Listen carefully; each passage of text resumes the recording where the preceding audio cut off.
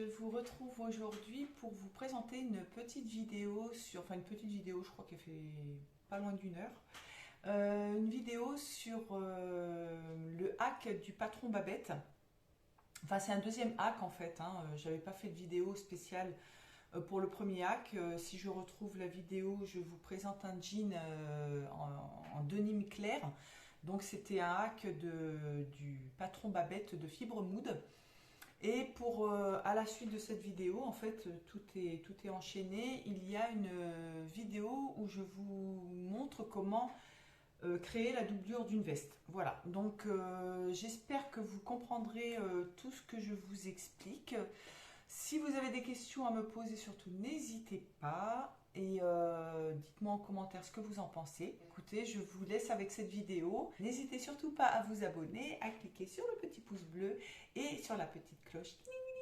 Et je vous fais des gros bisous. Je vous laisse. À bientôt. Ciao, ciao.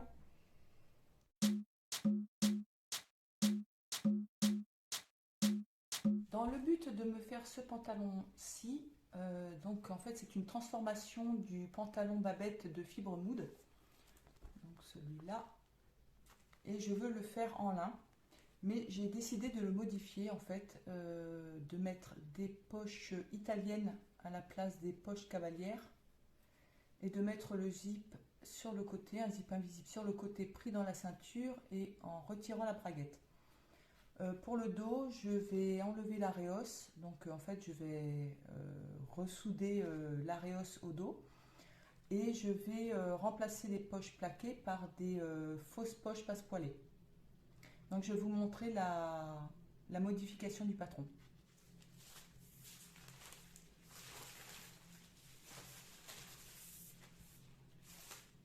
Donc pour le devant, donc le milieu on n'y touche pas, on enlèvera simplement la patte de la braguette pour assembler les deux milieux devant, par ici, donc on n'y touche pas. On peut laisser ça et on le replie si nécessaire au moment du découpage. Et là, je vais m'occuper du côté devant. Je cherche mon stylo. Donc, pour transformer les poches, nous avons besoin donc du devant.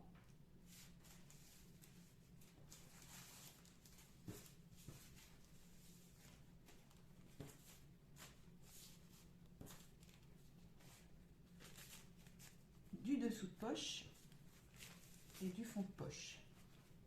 Donc le fond de poche, c'est ce qui vient, enfin, ou la contre-poche, ça dépend comment on l'appelle. La contre-poche vient se glisser ici, elle est coupée normalement dans le tissu.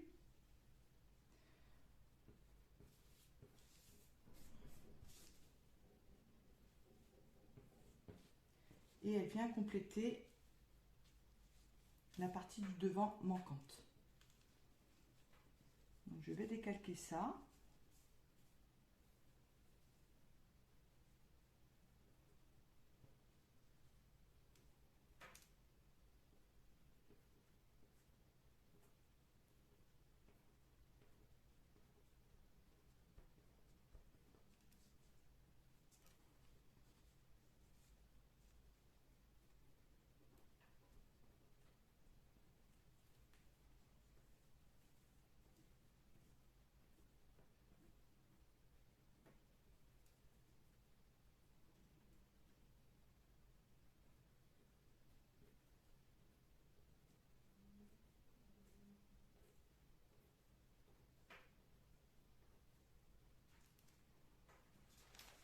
Voilà.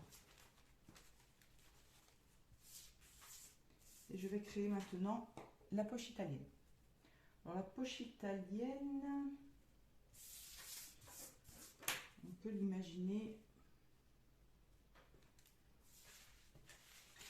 à environ 5 cm du côté, 5-6 cm du côté. Je vais faire 6 cm. Et il faut que la main puisse rentrer, donc on va faire une longueur d'environ 15 cm. Et on trace.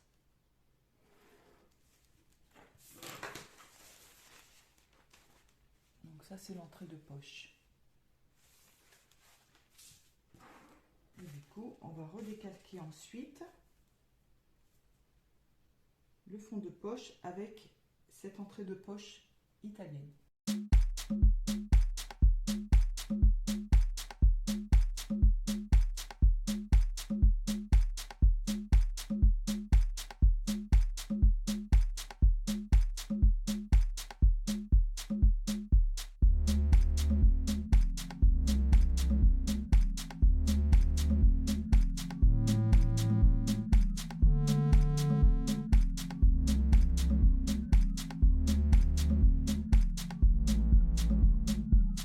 Simple en fait, et on aura 3 parties à redécalquer et à découper. On aura cette partie là,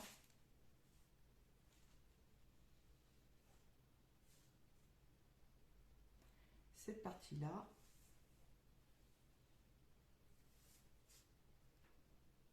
et le devant.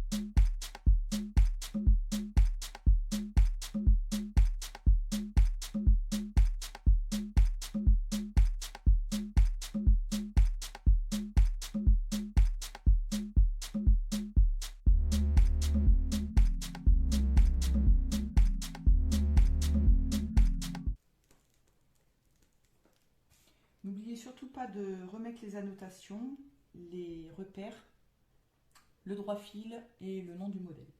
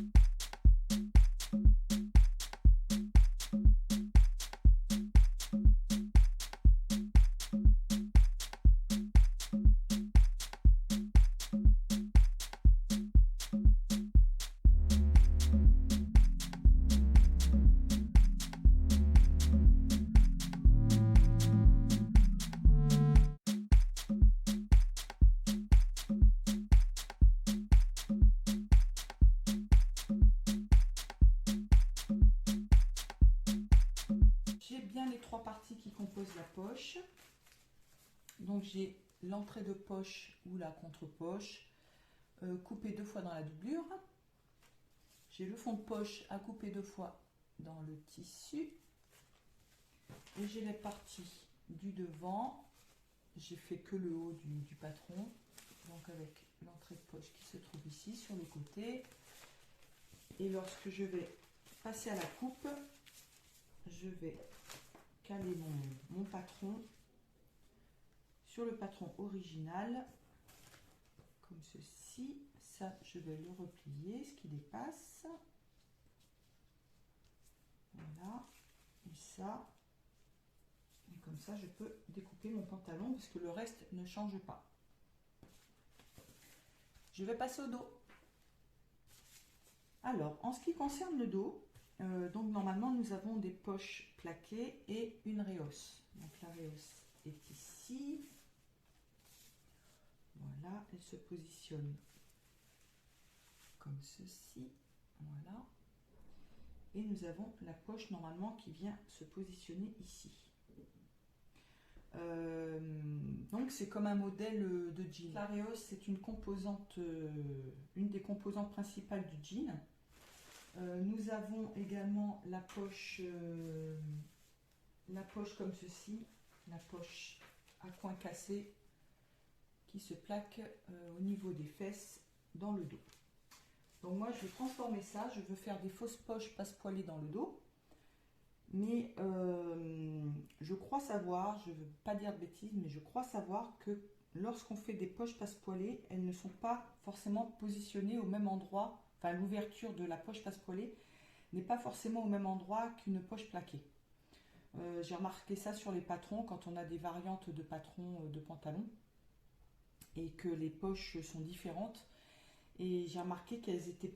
Enfin, les poches passepoilées ne sont pas au même endroit, l'entrée de poche n'est pas au même endroit qu'une poche plaquée. Donc, je vais descendre cette fausse poche, en fait, l'entrée de poche. Donc ça, c'est celle du pantalon original. Et je vais descendre le marquage donc, de mon passepoil. Il me faut une largeur de main à peu près, même si je ne m'en sers pas parce que ce sont des fausses poches, mais qu'on ait la sensation quand même qu'on puisse rentrer la main, que ça fasse pas tout rikiki ou trop grand non plus. Enfin voilà, faut que ça soit homogène. Donc j'ai déjà préparé les marquages du passepoil et ensuite je vais rejoindre donc la réhausse. Donc je vais faire comme tout à l'heure, hein, je vais pas redécalquer le patron entièrement, c'est pas utile. Je vais juste superposer comme ça pour la réhausse. Là surtout je ne superpose pas au milieu du dos parce que sinon je vais perdre en hauteur de fourche. Donc ça je me mets bien bord à bord et là également je me mets bord à bord. Voilà. Et ça c'est comme s'il y avait une pince en fait. Donc ça va garder la forme un petit peu, si vous voulez, la courbure du bas du dos en fait, du début des fesses.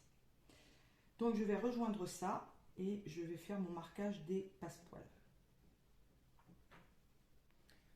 Voilà, donc j'ai décalqué tout le tour et je vais à présent passer au marquage du passepoil.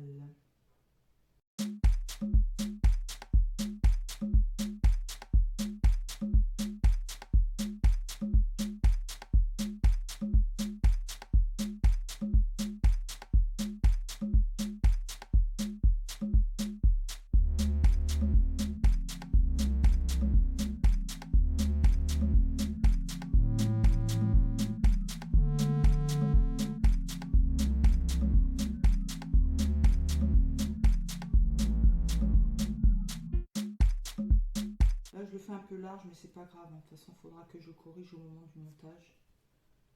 Donc, comme ça, on va bien le voir.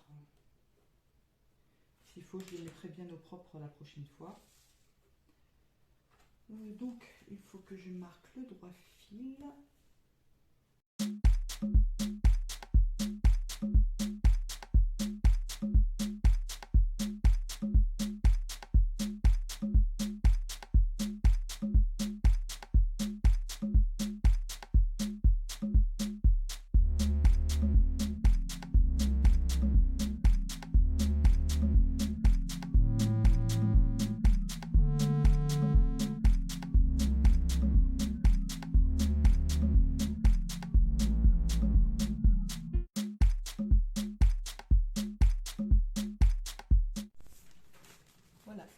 créer le dos.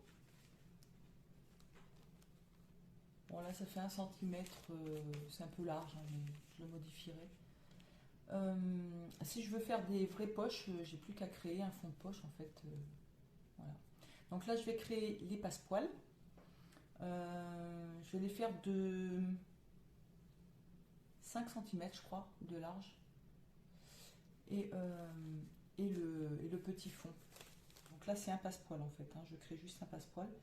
Donc vous avez une bande pour le passepoil et une bande qui sera derrière pour qui sert de fond de poche en fait, mais juste pour cacher à l'arrière parce que sinon il y a un trou. J'ai créé la bande de passepoil, donc en fait il faudra en couper deux. Il y en a une qui va servir de passepoil que vous allez positionner comme ceci et qui après va se retourner, voilà, et qui va former le passepoil. Et la deuxième qui sera que vous allez coudre sur l'endroit, mais que quand ça va être sur l'envers, quand vous allez retourner, ça va servir de propreté pour cacher l'entrée de la poche. Donc elle va se retrouver à plat. Voilà. Donc je les ai créées, je les ai faites de 5 cm de large et de 20 cm de long. Parce que je prévois toujours plus large pour les passepoils. Déjà pour les coutures, pour que le pied puisse passer, le pied presseur, pour être plus à l'aise. Et ensuite pour ce qu'on appelle les petites queues d'hirondelle, les petits triangles. Donc après vous avez une couture quand même plus large. Et c'est bien pratique pour quand on retourne. Quand on fait des tout petits passepoils, je trouve que c'est pas mal. Voilà, donc vous voyez par rapport, l'entrée de poche, elle fait 16 cm environ. Et là, j'ai laissé quand même beaucoup plus large de chaque côté. Donc voilà. Et il me reste à faire la ceinture maintenant. Parce que la ceinture, elle est en forme. Elle est en deux morceaux. On a la ceinture, donc ceinture dos et ceinture devant en un seul morceau. Donc on a le côté droit et le côté gauche. Donc vous assemblez la ceinture par le milieu dos et ça revient comme ceci. Voilà. Sauf que moi, comme j'ai pas la braguette au milieu devant et que je veux un zip sur le côté, il va falloir que je modifie la ceinture. Donc je vais réunir le dos que je vais couper à la pliure milieu dos, et je vais créer une couture sur le côté. Au milieu devant, je n'aurai pas de couture. Donc au lieu d'avoir les coutures au niveau du dos et au niveau du devant, j'aurai les deux dos que l'on rejoint et qu'on va couper une fois dans la pliure. Donc avec une couture sur le côté. Et idem pour le devant. Donc le devant, ça sera plié, coupé dans la pliure. Et il y aura la couture de côté également. Donc je vais faire la modification. Il n'y a pas grand chose à faire, hein, il y a juste à redécalquer et à couper ici sur le côté. J'ai fini de faire les ceintures. Voilà. Donc j'ai bien le milieu dos dans la pliure. Elle est bien en forme. J'ai vérifié qu'elle s'adapte au nouveau dos que j'ai créé tout à l'heure. Donc elle s'adapte bien, il n'y a pas de souci. Non, je me trompe de côté. Voilà, milieu sur milieu, on est bien d'accord. Elle s'adapte bien, impeccable. Et pour le devant, idem. Donc pour le milieu devant, il faut que je prenne la poche.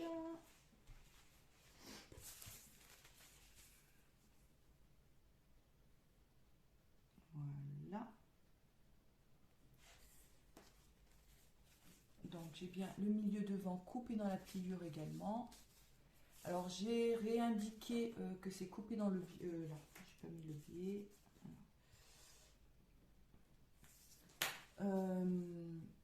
Oui, parce que la ceinture d'origine, le devant est coupé dans le biais. Donc là j'ai remis dans le biais. À voir au moment de la coupe. En tout cas, c'est à la pliure pour le milieu devant.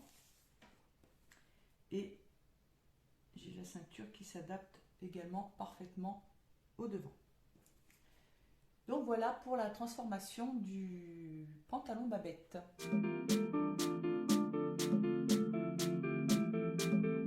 Alors dans la continuité des patrons à modifier, alors ça c'est pas vraiment une modification, en fait c'est un ajout.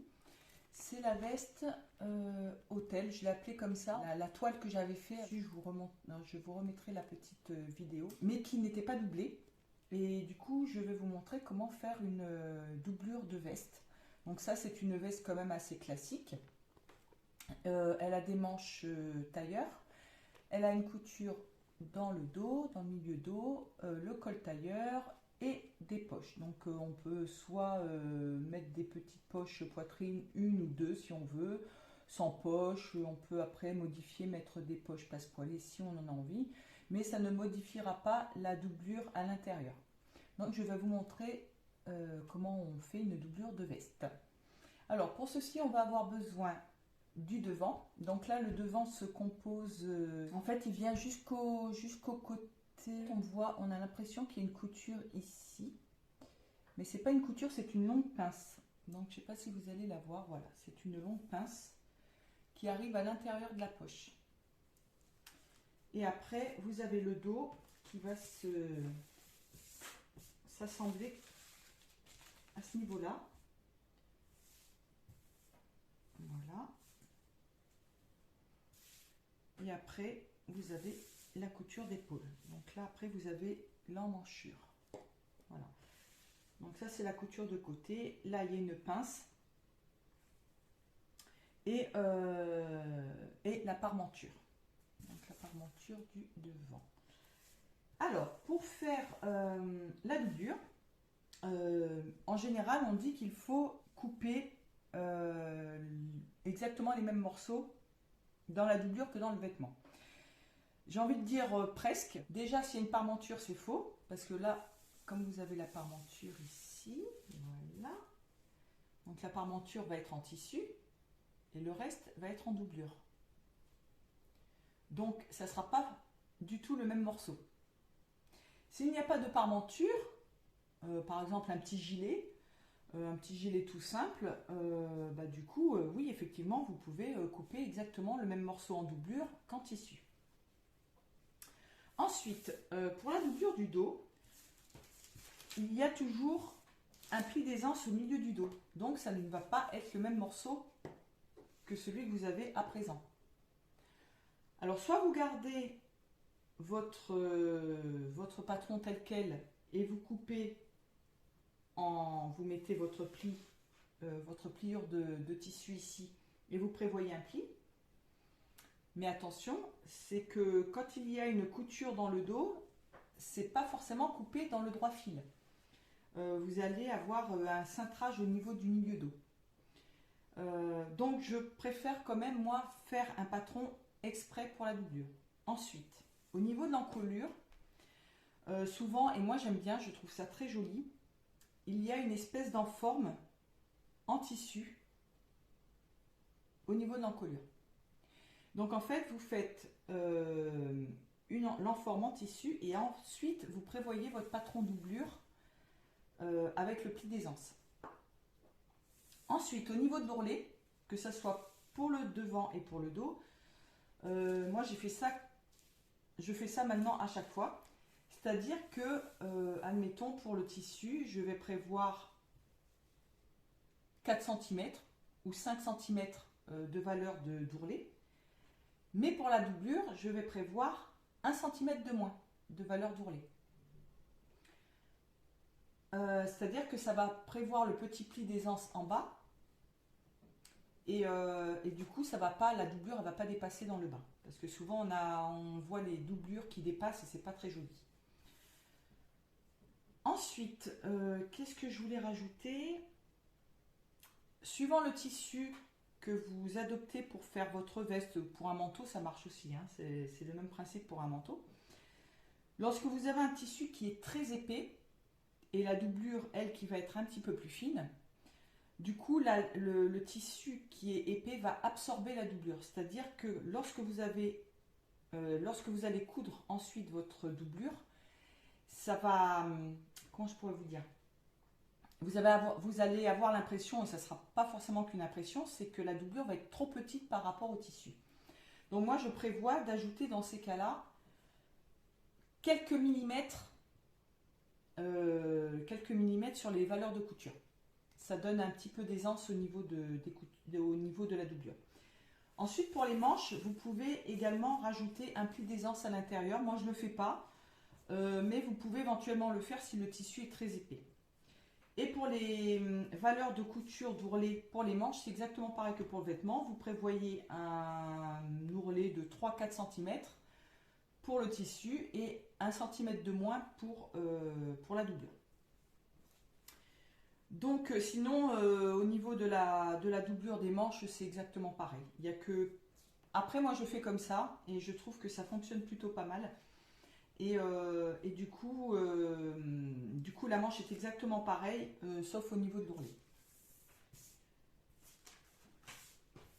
Après, vous pouvez doubler les poches.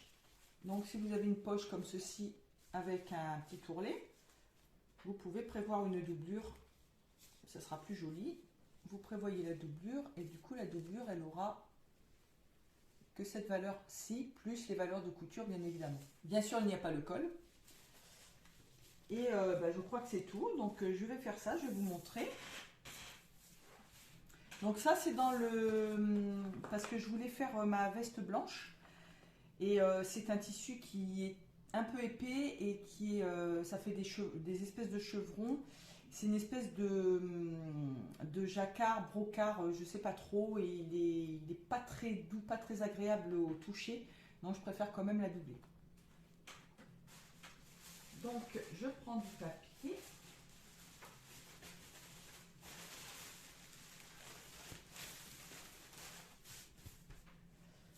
Et je vais décalquer les morceaux dont j'ai besoin. Je vais commencer par le devant, parce que là du coup, comme il est grand, j'espère que vous allez voir. Je vais reculer la caméra. Voilà, peut-être que vous verrez un petit peu mieux comme ça. Alors, ce que je fais, c'est que je place mon morceau de parmenture sur mon devant.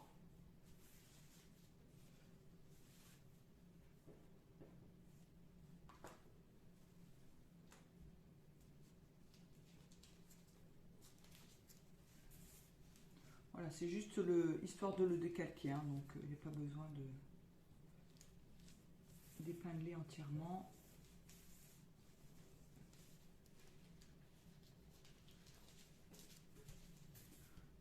Voilà.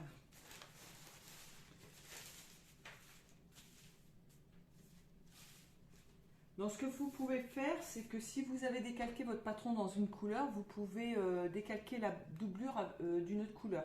Comme ça vous alerte en vous disant « Ah tiens, ça c'est pas forcément le même morceau, c'est la doublure. » De toute façon, vous verrez bien que normalement, le morceau, il n'est pas pareil. Hein. Alors, j'ai ma règle qui doit être par ici, voilà. Donc, je vais commencer par l'épaule.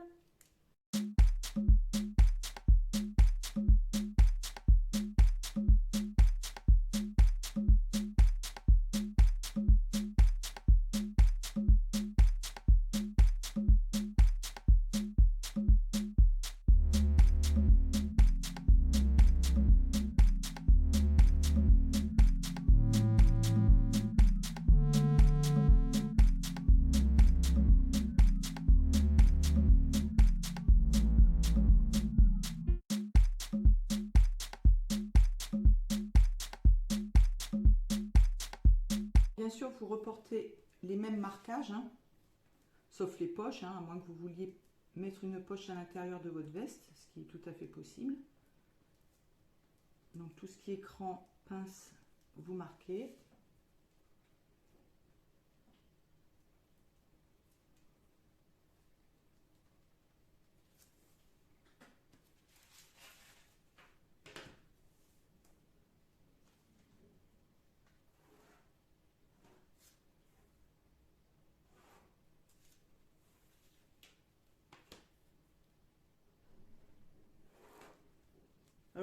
je l'avais élargi légèrement.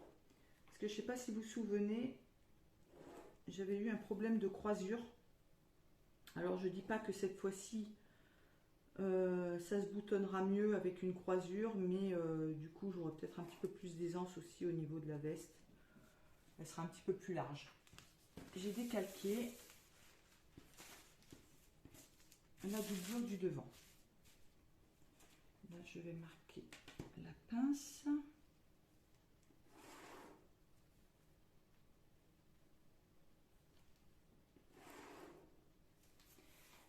Et on n'oubliera pas bien sûr de mettre une valeur de couture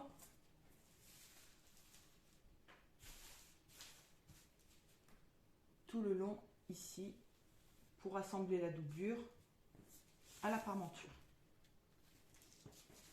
Donc ça c'est fait. Nous allons passer au dos.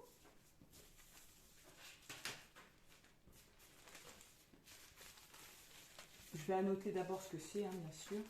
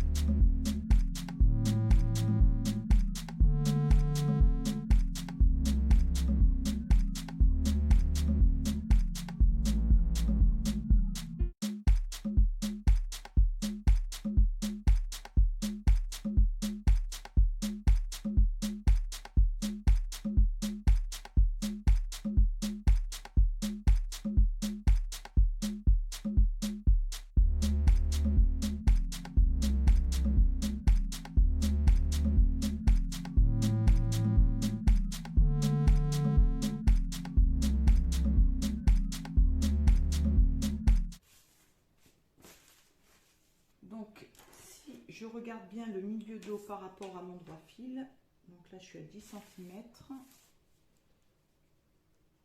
Là je suis un petit peu plus, mais bon. Méfiez-vous de ça, hein, du milieu dos, c'est pas forcément en droit fil. Hein. Ça peut l'être, mais en général, quand il y a une couture dans le dos, sur des vestes ou des manteaux, c'est qu'il y a un cintrage. Voilà, donc.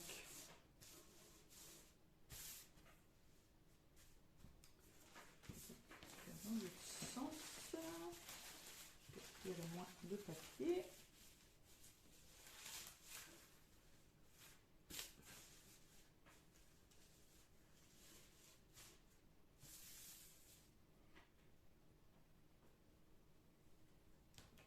Alors en général, on prévoit un pli de 3 cm à peu près dans le dos.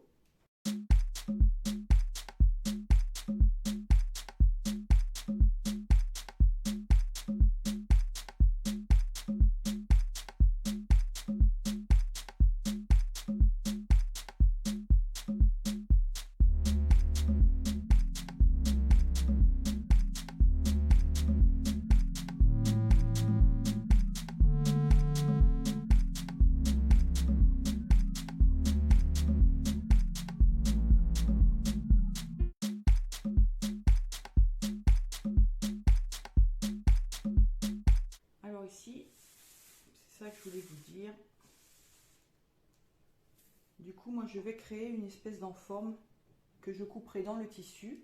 Ça peut permettre aussi de mettre notre griffe. En fait, on peut la coudre sur le tissu, ça fait super joli.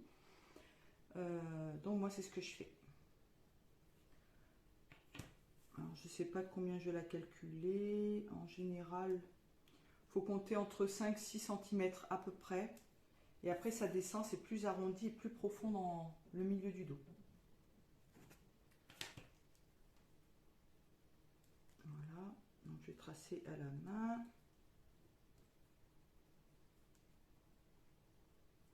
Donc ça sera coupé dans le pli du tissu et ça sera dans le tissu.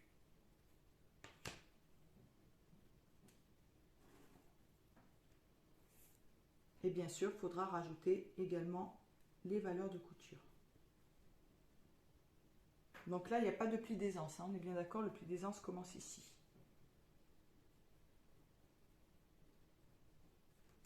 Donc ça dépend en fait ça dépend des modèles. Souvent, la doublure pour les manteaux commence vraiment au niveau du col, mais pas toujours, donc ça dépend ce que vous voulez. En fait, l'aisance, il faut qu'elle soit au niveau de la carrure. Donc à ce niveau-là, je pense que c'est pas mal. Donc là, je vais prévoir mon pli.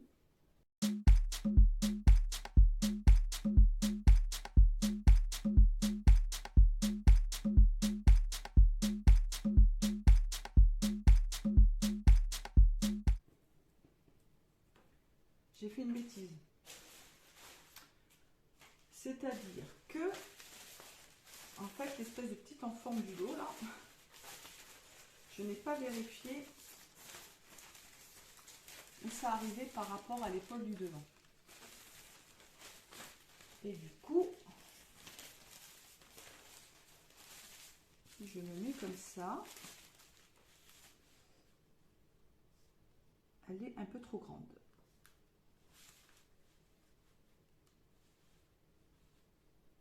Donc, il faut que je la réduise.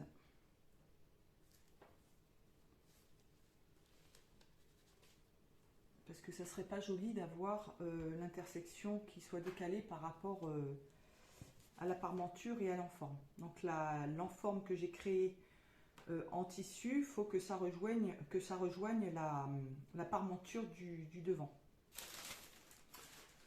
Donc là, je vais redessiner l'enforme. Voilà. Et après, je vais dessiner la doublure de la poche et ça sera terminé. Pour les manches, du coup, je ne les redessine pas parce que ce sont les mêmes. Mais par contre, à penser à l'ourlet qui sera 1 cm plus petit que celui des manches en tissu. J'espère que vous allez bien voir et que vous allez bien comprendre ce que je vous raconte.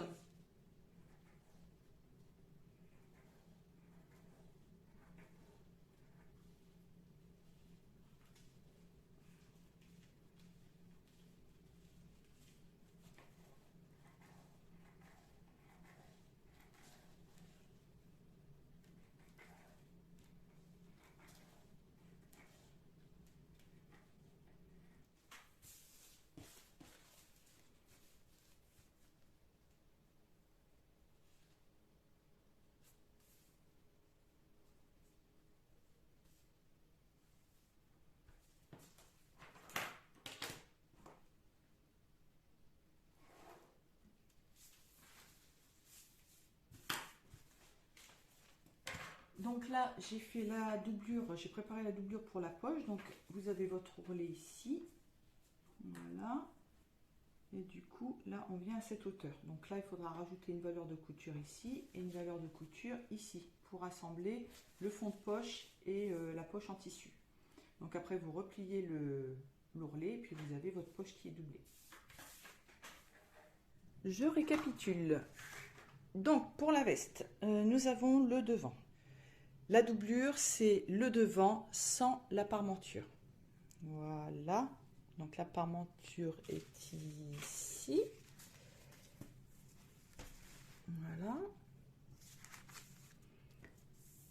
Parce que j'avais peur, en fait, que vous ne voyez pas très bien ce que j'ai fait. Voilà. Donc, on retire la parmenture du devant. Et il nous reste la partie doublure. Voilà. Donc, en bas, soit vous préparez le patron avec vos valeurs de couture et vous enlevez 1 cm au niveau de la doublure. Soit vous laissez comme moi, parce que moi, vous me connaissez, les valeurs de couture comprises, j'aime pas ça. Donc, je préfère faire mes valeurs de couture. Parce que ça dépend encore une fois du tissu qu'on utilise, si c'est un tissu qui s'effiloche beaucoup, qui est épais ou non.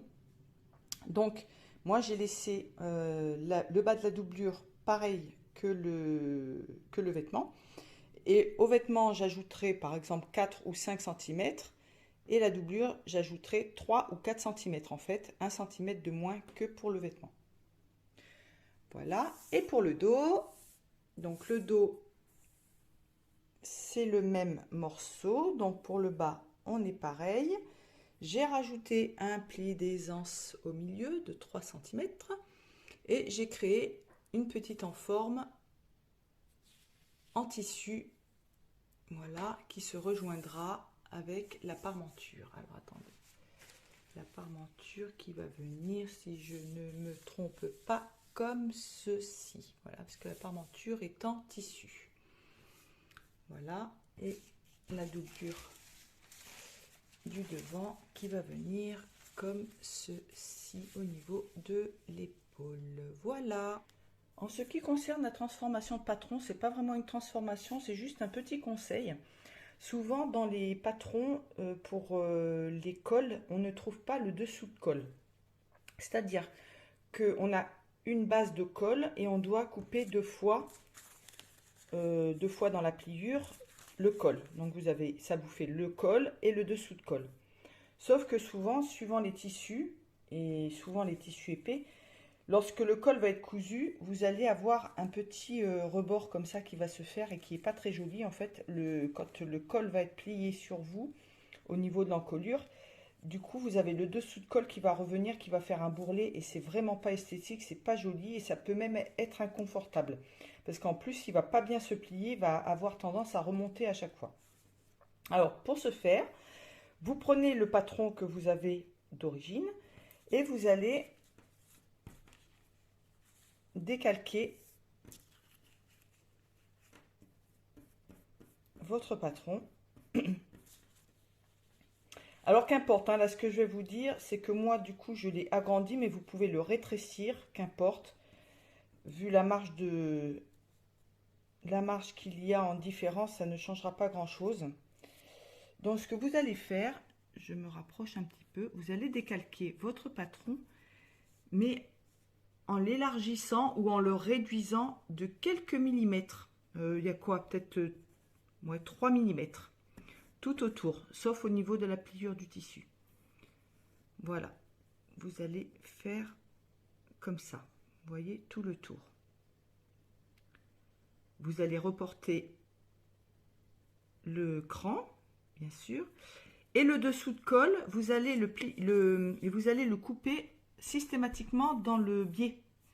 Le dessus de col dans le droit fil et le dessous de col systématiquement dans le biais. Et le dessous de col sera plus petit, légèrement plus petit. C'est-à-dire que après, quand vous allez l'assembler ici. Alors n'ayez pas peur parce que là, du coup, vous voyez que c'est un petit peu plus grand, c'est normal. Mais vous allez rentrer l'embut. Vous voyez, vous allez quand même vous mettre bord à bord. Comme ça, en cousant, vous allez mettre le dessus de col, pardon, qui est plus grand. Le dessus de col, vous allez le mettre en dessous pour assembler. Voilà, vous allez rentrer l'embut. Et lorsque vous allez l'assembler à votre encolure, et ben du coup, ça sera parfait parce que la petite couture, en fait, elle va se replier. Elle va naturellement se mettre en dessous, au niveau du dessous de col. Ce qui fait qu'après, quand vous allez avoir votre col qui va se plier comme ça, ben vous n'aurez pas votre bourrelet qui va se former, parce que la couture va se glisser en dessous. Donc on ne verra absolument rien. Alors je vais couper la veste blanche. Donc c'est un tissu que j'avais acheté chez Toretto Tessuti l'été dernier. Je l'avais lavé et je pense qu'il y a du coton dedans. Il avait dû rétrécir et déjà j'avais vu un petit peu juste. La coupe n'était pas droite puisque en plus il faut que je fasse vachement gaffe ici. Et j'avais vu un petit peu juste au niveau du métrage, mais bon, les tissus sont quand même assez onéreux et du coup, je voulais pas trop en prendre. Du coup, je suis en train de jouer au Tetris, c'est un truc de fou. Et de plus, j'avais fait une grosse bêtise parce que justement, je voulais savoir de quoi était composé le tissu parce que je ne savais pas du tout. Et j'ai pris un briquet donc pour faire des tests tissu pour savoir de quoi est composé le tissu principalement. En tout cas, on ne peut pas toujours savoir exactement, mais on peut avoir des indications en brûlant le tissu. Ce que j'ai fait, c'est que j'ai pris un briquet et je l'ai brûlé dans un... j'ai voulu brûler, mais à un petit endroit. Sauf que je m'en suis pas rendu compte, il a commencé vraiment à cramer en fait le tissu. Donc là, c'est au niveau de la lisière, il a fallu que je l'arrête en fait. Et ici, là c'est le pire parce que là c'est au niveau de la lisière donc c'est pas grave. Sauf que là, voyez-vous, ça a commencé à cramer. Donc j'ai calculé, mais au ras, mais vraiment au ras des pâquerettes.